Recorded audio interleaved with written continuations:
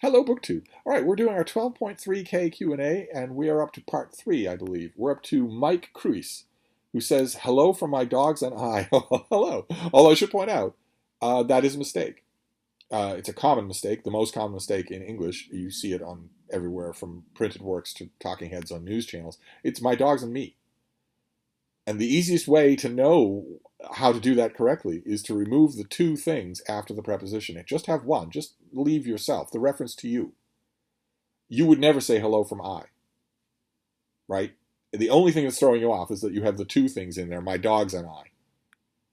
And so remove the other thing and you'll always know the right way, whether it should be I or me. You'll always know that because it's the two things that are throwing you off. But anyway, since you have traveled to everywhere, what's your favorite part of Ukraine? Well, as luck would have it, my favorite part is the east. It's the seashore. And that naturally, that, as luck would have it, that is in the crosshairs of this horrific violence that we're seeing every day. You have referenced The Simpsons quite a few times on your channel. Quite a few times. What is your favorite episode? I don't have a favorite episode. I love lots and lots of them. If you keep live streaming, you'll be at 13K by the end of the month. Is that true? Does live streaming increase your subscriber count? I thought about live streaming today, but these questions are going to take so much time that I haven't really done it. Let's see here. Bookins and Books says, because it's March Mystery Madness and because you know everything there is to know about Boston. I know quite a bit about Boston. Oh my, but I know what you're going to ask about. Yes, what is your theory about the Isabella Stewart Gardner Museum heist? I know quite a bit about the Gardner heist. I have a few theories. Those of you who don't know what Bookins and Books is talking about, a few decades ago, the Isabella Stewart Gardner Museum here in Boston was subject to a break-in, and works of art were stolen, including a magnificent painting by Rembrandt. And if you go to the Gardner Museum even today, you will see the frame. The thieves, of course, cut the painting out of the frame to roll it up and take it with them. You'll see the empty frame on the wall with a little plaque inside saying, if you have any information, please contact the police or someone at the Gardner Museum. My own theory on, I have many, many theories about the case. My own theory is, of course, no one's ever going to see that artwork again. Fortunately, we live in the age of photography, so that you can see it. You still get to experience it. You get to enjoy it, but you don't get to walk up and touch the frame. That no one's ever going to be able to do that again at the Gardner, and that was a great treat at the Gardner. I brought innumerable people there, and to see that storm on a Sea of Galilee was a wonderful thing. Let's see here. Pamela Kennedy says, hi, Steve. Thank you for all your videos. I really enjoy them. I enjoy making them. My question regarding Frankenstein, 1818 version or the other version? What do you think? The 1818 version. Do you want to read the passionate work by a teenage girl? You don't want to read, a slightly bitter literary eminence reworking that work later on. I don't think myself, I know the scholars on the subject who would disagree, but I don't think there's almost any value to the later version. Mr. Putler Gollum says, congrats, you will reach 12.9K this year. I doubt it. What are the three lesser-known monumental literature works similar to War and Peace or Search of Lost Time? The three? Why is it three? Like there can't be more or fewer? I could do a whole list. The Demons. There's a long literary novel called The Demons. I would say Quiet Flows to Dawn is not nearly as well known as War and Peace. Most people don't have any idea how long it is. For instance, I think it's only been published in an unabridged English translation once. Also, Life and Fate by Vasily Grossman has a few English language editions now, but I don't think it's nearly as well known as it should be. And I could come up with others, and they wouldn't just be Russian. So, I don't know. That's a whole list. Let's see here. Robert White says, hey, Steve, I'm one of the 10 watchers of your Comic Book Wednesday streams and a longtime collector of Thor. Yes, Michael K. Vaughn and I do a comic book video every Wednesday, and nobody watches. He's the one that pointed it out to me. I never look at my viewership, but he pointed out to me that the views just crater on those videos. We're basically talking to each other. So I'm glad that you're there. What did you think of the Walt Simonson run from the 1980s? It's brilliant. It is deservedly venerated. And did you enjoy the Marvel Thor movies? I did.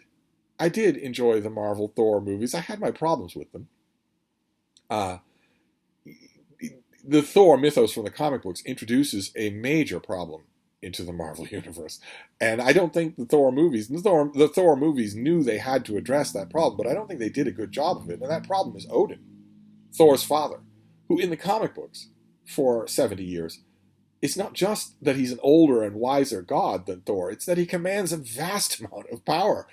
He's one of the most powerful energy-wielding beings in the universe, someone who can easily defeat most of the villains that Thor encounters. He just doesn't bother. He can't be concerned with the adventures that his son is having, but he could easily beat them himself. It wouldn't be more than a thought to do so. Odin is a god, a gigantically powerful, energy-wielding, old, white-bearded god, very much Stan Lee's impersonation of the Old Testament Yahweh. And you can't have a character like that in the Marvel Cinematic Universe, right? He is literally a deus ex machina, just waiting to happen. Thor is powerful enough on his own without having that at his beck and call. So the Marvel movies had to depower Odin. I think in the second movie, he has his spear can discharge energy blasts, but they have to just make him just sort of go away, and he does. And it's dumb the way he does it in Thor Ragnarok, where he just sort of dissipates on the wind. He says, "I'm tired. I'm just going to vanish." I don't like that at all. I didn't like the way that was done at all. The movie should have come up with some other way to do that. But I generally like the movies. So, let's see here. BBZZ4321 says, "What are your favorite narrative poems? Any lesser-known ones you recommend?" I have a lot of favorite narrative poems, obviously, since I love Longfellow and Tennyson. But good anthologies of them. Louis Untermeyer did one called Story Poems a long time ago. Story Poems is probably out of print. But I know that at one point it had a mass-market paperback reprint. And no one cares anymore about poetry that tells a story or that has any kind of structure or scansion or rhythm or metric or anything like that at all. No one cares about that at all. So the paperback of Story Poems by Louis Untermeyer is probably dirt cheap online. And it has a lot of really good ones. He was a better editor than he was a poet. Shah Kal says, "I was searching through your channel to find something on Bulgakov and was surprised that there was no mention of him. Can we have a few words on him or possibly a video?"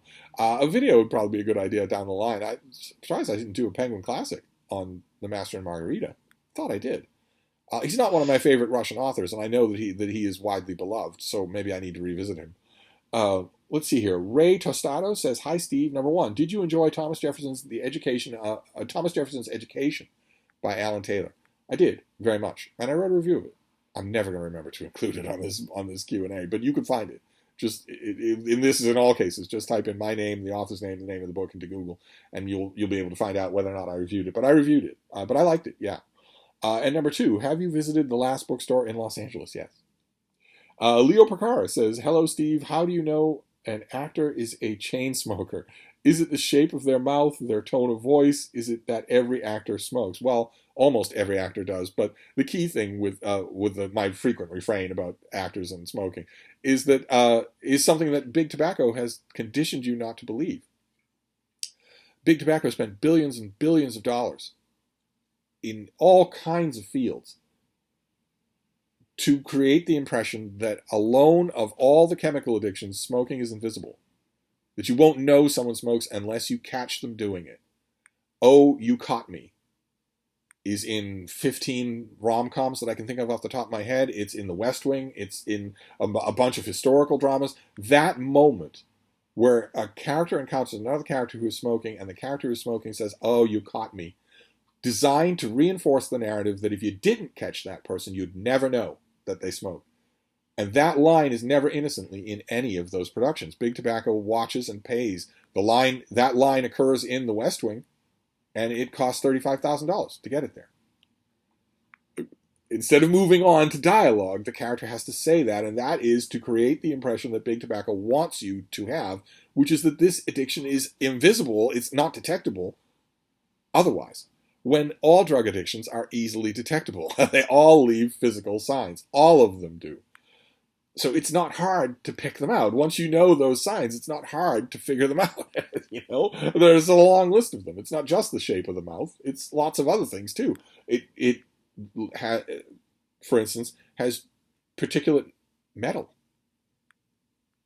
Little bits of actual metal in the device and in the clouds of vapor that are expended from the face. Your skin has 1,000 little micro pockets and divots and crevices. 1,000, even the smoothest skin in the world has them, but most people don't have the smoothest skin in the world. Your skin is just made up that way, of little dimples and pivots and divots and whatnot. And those little bits of metal, that smoke is bathing your face 50 times, an addict's face 50 times a day. It eventually gives them a waxy look, an unnatural waxy look, as it fills in those spaces, and a million other things. It affects the vocal cords. It affects the physical mannerisms. It affects the shape of the face. There's a million things. It's easy to detect. The only people who don't want you to believe that are big tobacco. That's all. Let's see. I've seen you recommend a lot of books on the downfall of American education and self-education.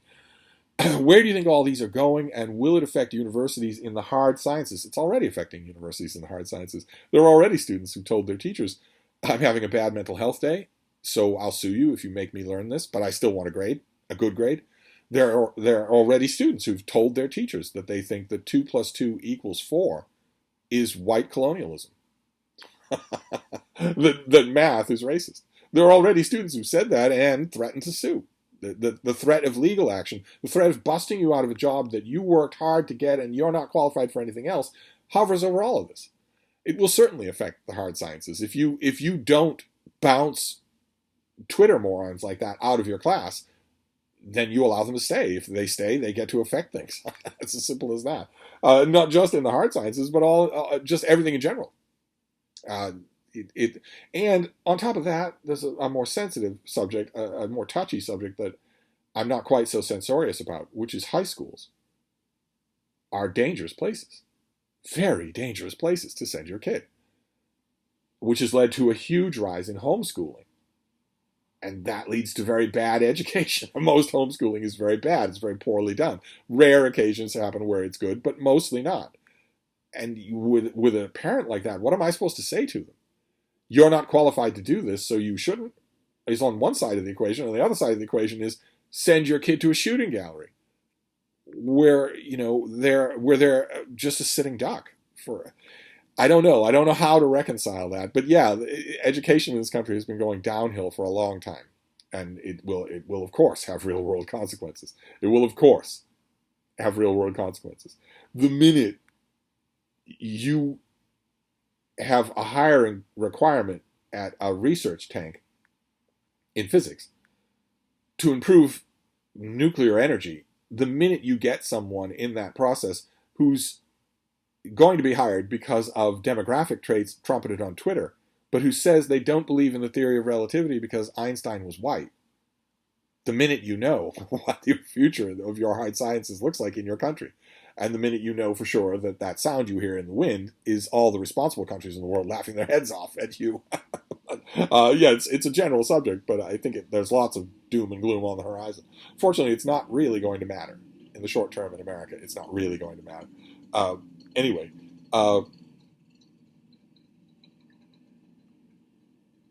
Steve Gilhool says, Hi, Steve. Could you tell us about the assignment that had the sudden crushing deadline just after you got back from Vermont?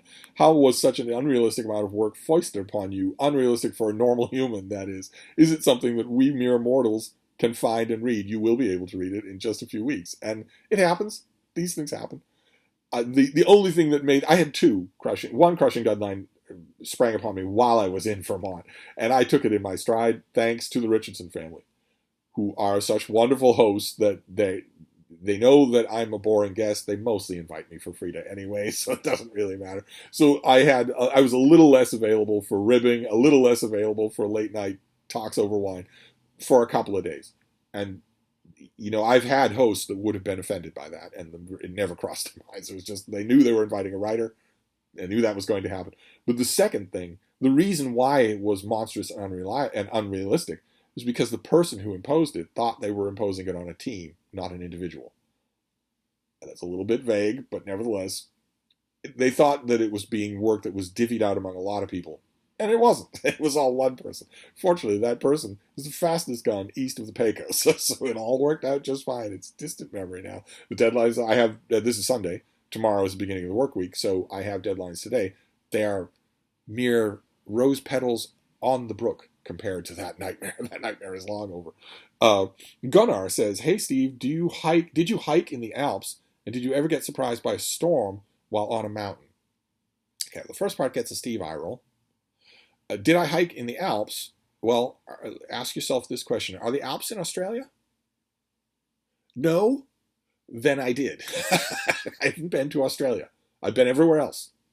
Everywhere else. Your basement, the bottom of your garden, every single inch of ground, everywhere else. Even the moon, but not Australia.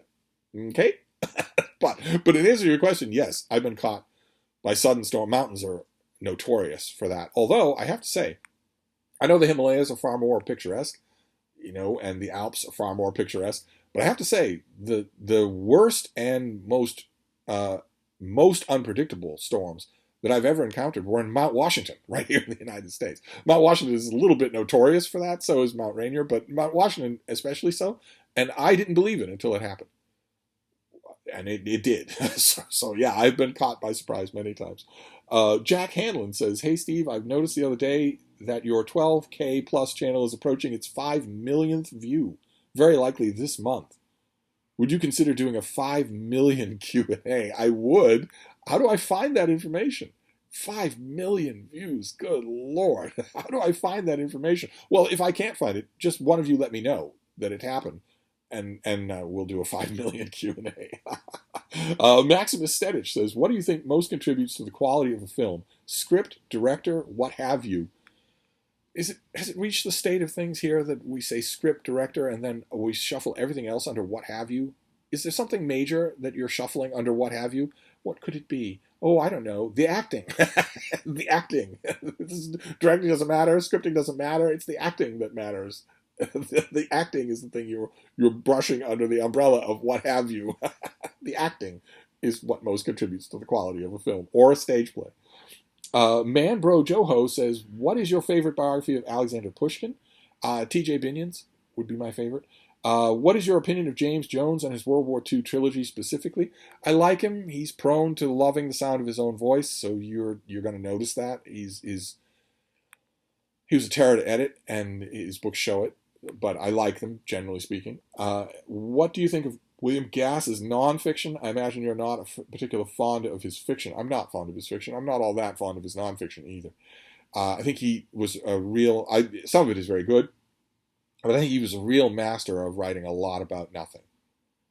And just sort of the dude bro type of, I'm just sort of messing around a red checkered tablecloth. I've got a couple of pieces of unspecified machinery that I'm sort of cranking and moving around like that. And the subtext being, the reason why you should consider this important is because it's a man doing this.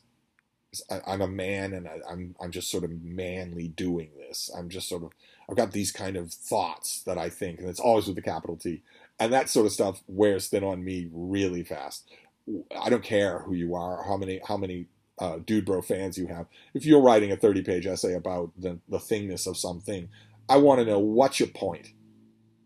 I'm perfectly happy to pay attention to how beautifully you write or how incisively you think, but I also want to know, what's your point? What's your point? And if you can't do that, if you say, the thing about points is long swig of IPA lager, then I'm going to lose patience with you pretty quick, okay? Because the underlying assumption there, the underlying implication there, is that your intellect is operating on such a higher level than mine that really the most you can do is approximate your point all the way down the evolutionary ladder to me. And I have a response to people who think that way. And it's often said on the streets of South Boston. I can't repeat it on this channel, but it works perfectly fine in all circumstances. I have a response to people who think that about their intellect compared to mine. And it's pretty to the point. Anyway. Let's see here. And you had a final question. What country's contemporary fiction would you like to be more familiar with? Well, lots and lots of them. I could. It's just the remit that I've set myself, that I stick with the contemporary literature of America, of the U.S. book publishing market. I stick with that. I think every reader imposes some sort of remit on themselves of some kind or other. That's the one that I've imposed on myself forever and ever. So I don't give myself the luxury of looking to see what the poets in Ghana are doing these days. Instead, I stick to the contemporary literature of my own, of the mainstream publishing of my own country. Let's see here. Hamilton Thompson says, what inspired your annual Homer rereads and when did you start this tradition? I started the tradition a long time ago. The thing that inspired it, though, is how much I love the Iliad. I just wanted to reread it. I wanted to get back to it. And after a while, I realized, oh, wait, you're doing this every year. And then I sort of codified it. Carolina Siquiera says, have you watched the Station 11 TV series? I have. I thought it was better than the book, and I liked the book a lot. We are on the exact same page. I liked the book a lot, and I thought the series was better. It's what I always say on this channel that has scandalized people in the past before there was a booktube. The adaptation is almost always better than the book. This is a perfect example where the book is not doing anything wrong. The adaptation is just better. That's all. But I agree. I agree completely. Beant says, what are some of the worst and inaccurate history books you've read that are still widely read as people don't pay attention to the fact that they are mostly inaccurate and poorly researched? There's one that wins above all others. Those of you who've been trapped in this room over wine and calzones, while I natter on and on into the wee small hours, will already see it coming. It's Howard Zinn. It's People's History of the United States. Okay, Scorched Earth Svarterschicken says, number one, why did Boston remain a 700K city instead of having millions and millions like New York, Los Angeles, London, Tokyo, etc.? My guess would be the harbor. Even though that seems like a very 19th century answer, my guess would be the harbor. That those other cities tended to modernize and enlarge their harbors, and Boston did not. And that made a difference, and that difference then gained a momentum of its own, so that the growth followed that pattern even when the harbor wasn't so important anymore. Although harbors are still mighty important. I'm not sure that I would want it any other way. Boston has a massive tech corridor. Might not affect the number of people who live in the city, but I think the fact the number of people who live in the city has stayed relatively low is what makes the city so appealing. Number two, should Hirohito have been hanged as a war criminal as Hitler would, or was he a powerless bystander because he lost control of the Japanese armed forces? It really bothers me that the fact that Japan plays the victim in World War II, and that today most people forget that they were literally a fascist genocidal empire.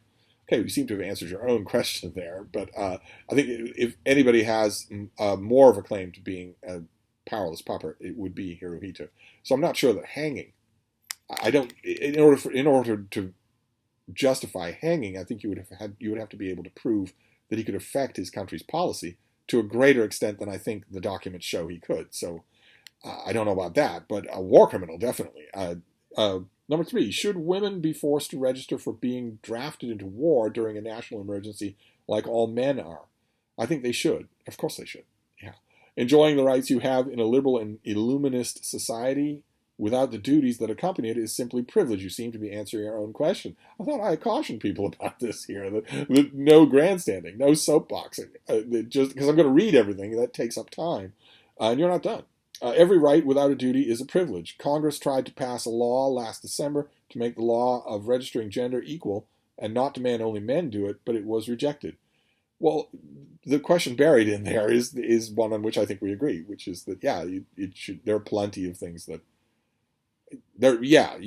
most people who are drafted into military service don't see combat, and so, I mean, there might be an argument to be made that the frontline combat you'd want all men, because they have greater upper body strength, even though your children in school are being taught by blue checkmark, hair-shaved ideologues that is physically not true. It's an observable reality. They're being told that it's not true. They're being taught that it's not true. And they're being tested on it. They have to recite this, or they won't get a grade. But even so, that is a minuscule fraction of military responsibility. So yeah, you could draft men and women. Let's see here. Faisal Hadi says, hello, Steve. May you recommend a book that deals with the history and impact of oil and the fossil fuel industry on society? There was a book that I read a few years ago, I think it was a few years ago, called Oil, Power, and War, that was terrific. It wasn't big enough. It wasn't broad-reaching enough, but it was really, really good. Oil, Power, and War, I think was the name of it. Worth your time, even if it doesn't do all that you want it to do. Harrison Recht says, number one, what do you think of the literary biographies of Jeffrey Myers? I like them. And number two, do you recommend The Age of Arthur by John Morris? Oh my, do I ever. Yes, absolutely yes. Ann V says, how are we doing for time? We're fine. Is there a book that you've read that you thought this could never make a good movie, but the movie proved you wrong? I know you are never wrong.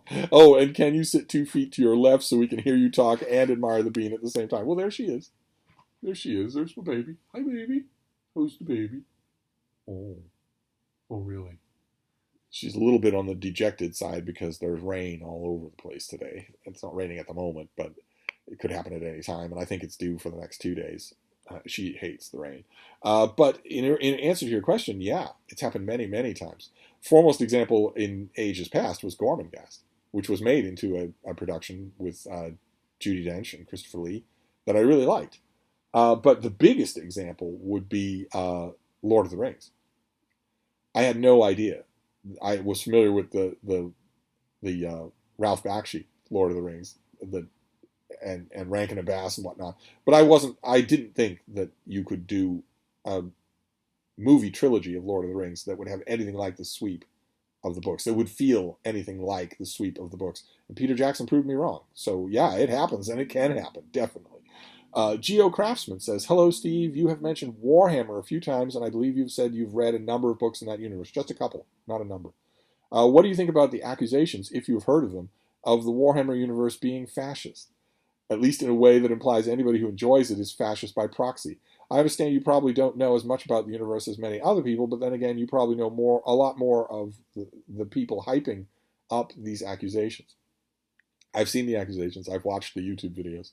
And I find it fascinating. I think there's no denying that the Warhammer universe, I won't say is fascist, but has fascist elements you are not automatically expected to condemn. And then, you could see why, if you were a famously aimless, pasty white young man between the ages of 18 and 24, you might like that. If you were already being sort of Pewdie pipelined into being a fascist stooge, then you might like that. I think the accusations get overblown, but I think the subject is fascinating.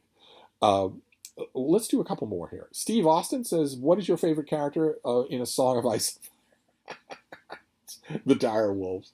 What do you think of the TV adaptation? I largely thought it was okay. To me, it struck me as very similar to the books, and that it went on and on and on, with a few dramatic moments sprinkled in here and there, but mostly on and on and on. I'm not as big a fan of the books as a lot of people are. Let's see here. Marcus Stefansi says, what made you want to leave Venice? Well, for those of you who don't know what he's talking about, I lived in Venice for a while, and I loved it. But I missed Boston. It's as simple as that. I missed Boston. I missed my books. I missed my routines. I missed normal life in Boston. What were your thoughts on the Books of Jacob? I liked it very much. I've been considering reading that for March of the Mammoths. Yeah, it's worth your time. Worth your time to do. And one more. Vera Pavlova says, hey, Steve, did you get that book about poop upcycling? Did you get to it? The Other Dark Matter. Was it as good as its pub sheet? We saw a book on this channel a little while ago. The author proposes that recycling poop for energy and whatnot is a human excrement and a whole bunch of other kinds of excrement is the way to go for the future. That it's an abundant source of energy and power that we're ignoring for cultural reasons. And the book was as good as the pub sheet. It's a pipe dream. It's utterly, no pun intended. It's a completely ridiculous idea, but it was fun to read. And let's do one more here. H24X7 says, could you recommend half a dozen books to get us up to speed on the background and causes to the current Ukraine-Russia situation? Okay, I can't recommend half a dozen books off the top of my head on any subject in a Q&A. That is not a Q&A question. And B, there's no Russia-Ukraine situation, right? Russia invaded Ukraine, a sovereign nation, sovereign, independent, democratic nation. They invaded it with tanks and troops. That's not a Russia-Ukraine situation. That's an invasion. Russia invaded a free country. And the books that I would use to bring you up to speed on it would all have to do with 1930s Germany. They wouldn't have to do with Russia at all. I can make a lot of recommendations, but the news speaks for itself. You don't need books to brush up on the subject at all. And let's stop there and move on to part 4.